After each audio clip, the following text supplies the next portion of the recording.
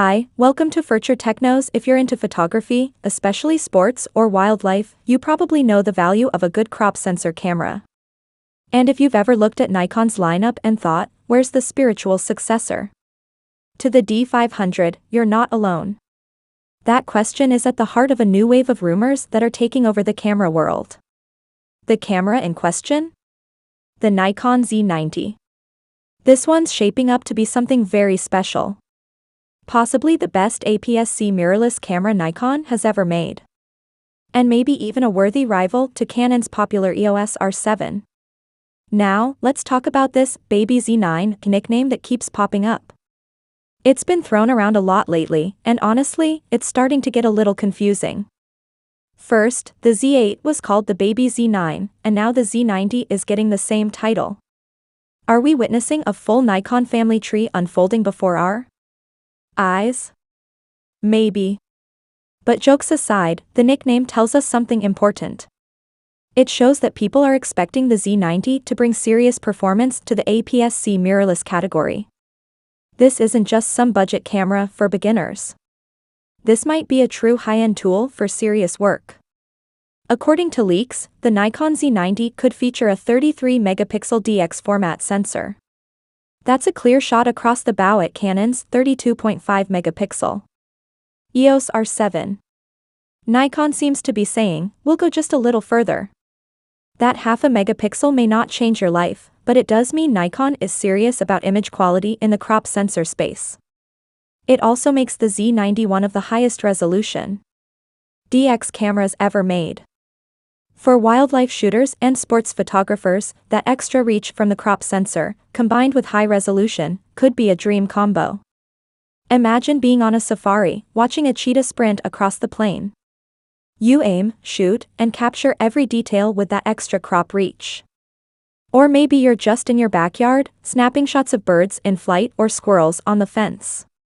Either way, that sensor could be the difference between a sharp shot and a blurry miss. And yes, even if you're just photographing your cat.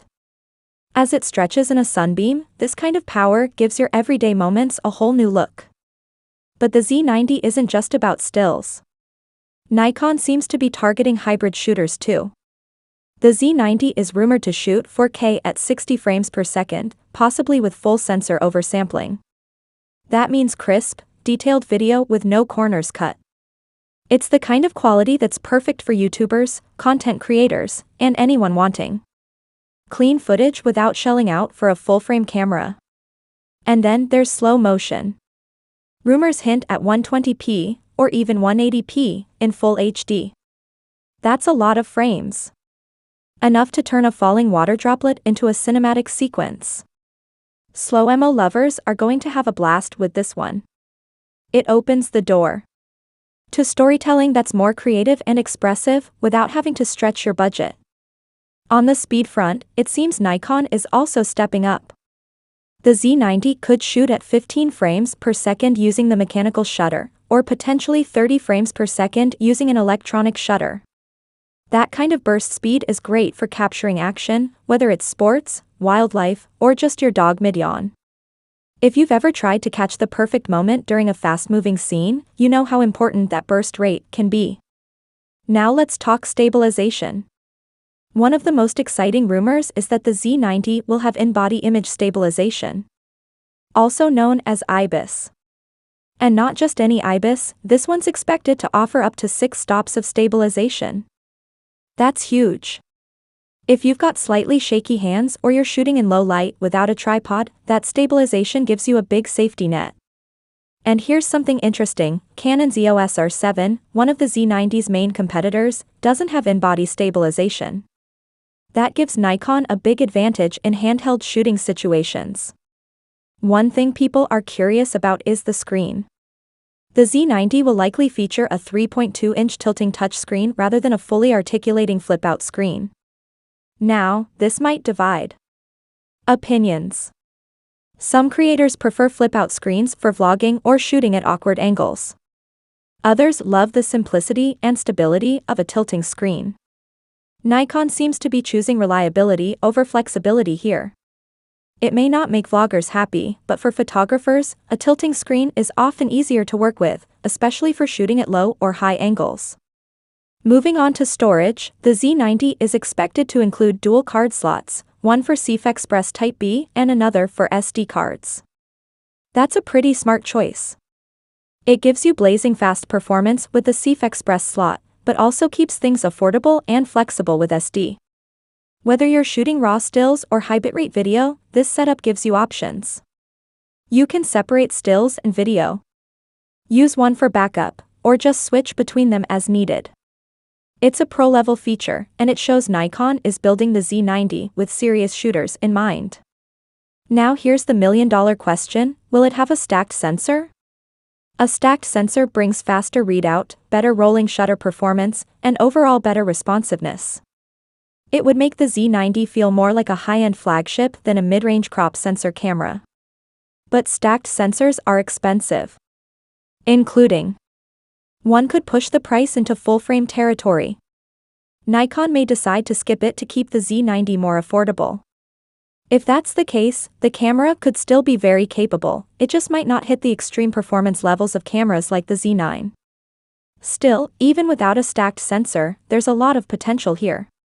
The Z90 could fill a big gap in Nikon's mirrorless lineup.